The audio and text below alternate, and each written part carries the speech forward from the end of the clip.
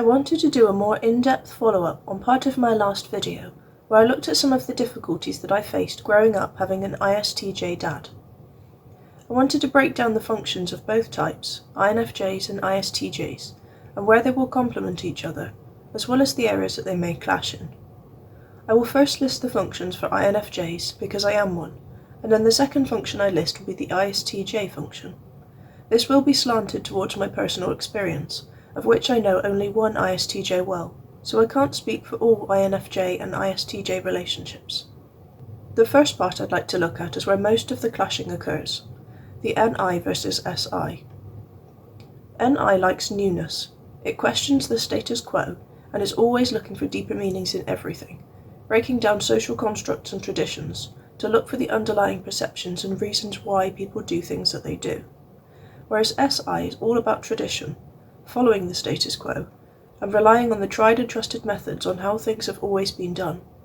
It doesn't want to find new ways of doing things, especially when there is nothing wrong with the way it is being done now. It doesn't appreciate questioning, especially of anything in authority. It sees it as rude and disrespectful, and it doesn't see a need to always know why. It's the way it is because it just is, and that's where it ends. But this doesn't always sit well with NI, and there will be lots of clashes when NI is looking for a deeper perspective, but SI feels like NI is being disrespectful. Because INFJs have SI 8th, and ISTJs have NI 8th, it is extremely difficult for them to understand where each other is coming from. Without understanding MBTI at all, it will be like one is flying a plane and one is steering a submarine. They will never come into contact with each other, they will never be on the same wavelength, they will never understand the environment that each other is in. They can learn to appreciate that they are different and have different ways of thinking, but I think it will be extremely difficult for them to ever get to a point where they actually understand each other. I also think that because they are both introverted functions, this can cause even more problems. If they were both extroverted and tribe-focused, they could have a mutual ground on wanting what's best for the tribe, and by that I mean family, friends, and people around them. But as they are introverted, they are focused on their self, and they won't have that connection. Next up are the secondary functions, FE and TE. These, on their own, can have a kind of love-hate relationship. Sometimes they will get on well when they are both working on the same goal, but other times they will clash massively when the values and logic misalign and that you can't do both at the same time. It may be a little easier in mutual relationships like a marriage, for example, where both parties get a say, so that a compromise can be made sometimes. But with a relationship where one person always has the last say, like a parent and child, this can cause issues and potentially resentment for the child, who never feels like they have a say or that their voice is heard. The FE and TE dynamic between my partner and I, for example, is much healthier, but I think this is because we both have NI high up. We both understand where the other person is coming from, and we are both in the same headspace. To use the previous analogy, we are both flying planes. Even though they may be at different heights at times, we both understand the controls and how to fly the plane, so we get where the other person is coming from. With such contrasting functions as NI and SI, one will talk about flying a plane, where the other is steering a submarine and won't understand the controls, because they are very different, as is the environment that they are in as well. So what I'm saying is that it depends on the function that goes alongside FE or TE, as to whether it will be more likely to clash or to get along. As they are both extroverted, they are both tribe-focused. This does give a level of similarity, as they both want what's best for the tribe, even if the motive, values or logic, differs. Intuition enables us to understand where people are coming from a little easier, because it is better at understanding motives and is always seeking answers, whereas sensing is more solid in its understanding and is more black and white in its view of facts and data. So my partner having TE alongside NI will mean he is a little more fluid in how his TE functions, because NI never stops searching for answers. It never decides that it has found the correct answer and ends its search. But SI, on the other hand, does. When SI decides that it has found the truth, it will cease all other exploration around the subject and stay put. Therefore, TE coupled with SI will seem harsher than TE coupled with NI, and ditto with FE for both. Next is the tertiary functions, TI and FI. As with the extroverted functions, sometimes they can get along and sometimes they can clash. as they are in the middle alongside the extroverted functions for both INFJs and ISTJs. They can be used interchangeably, so I can switch between my FE and TI depending on the situation I find myself in, and thus will be able to balance my response accordingly. ISTJs can do that too with their TE and FI. So although the focus is a little different, FE is values aimed externally, whereas FI is values aimed internally, and ditto for logic with TE and TI. So as with the FE and TE, there will be some mutual ground as they are both introverted judging functions, and they will understand an element of the reasoning that they give. Also, we can switch to our correlating extroverted function to help understand each other better.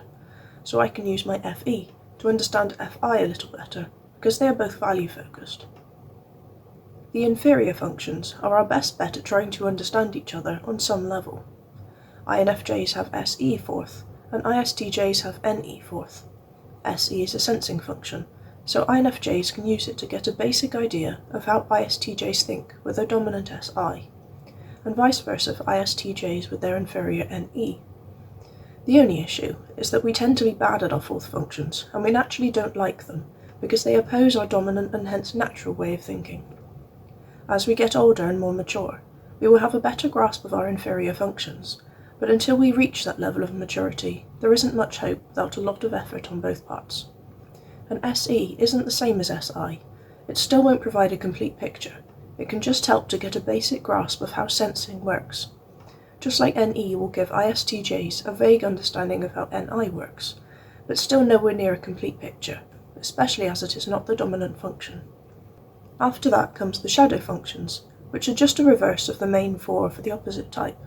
So for INFJs, their shadow functions are NE, FI, TE, and SI, and for ISTJs, it is SE, TI, FE, and NI. These are mainly only accessed in times of stress, because when under a lot of stress we can switch into an immature version of our shadow functions. So INFJs can switch into an immature version of ENFPs, and ISTJs into an immature version of ESTPs. Even in the shadow state, the functions are still the opposite way round, and these functions tend to mainly trip you up rather than help you out. I can understand and to a certain extent picture most of the functions, but I really struggle with the sensing ones, especially SI, because I can't properly experience it naturally in my day-to-day life. I have to read about it and try to logically understand how it could possibly work. I can't see it working in my life positively, so I can't connect to my dad with that function.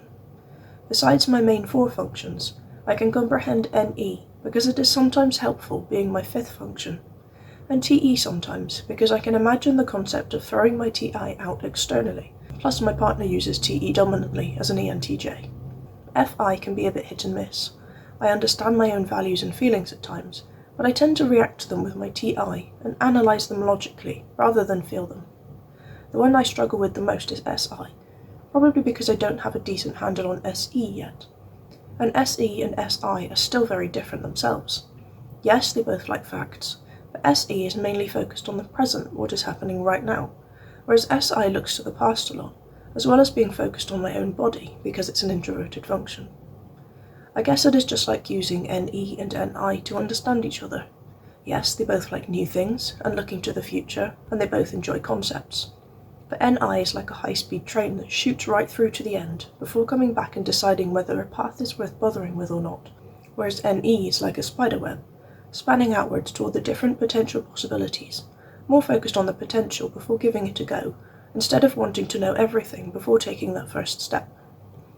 I love that we were all created different. There is so much to learn about us all. I do wish it was a little easier to see eye to eye on certain things though. I think it would make a world of a difference. But if we are all willing to at least try to understand where others are coming from, then I guess that's good enough for now. Thank you for your time.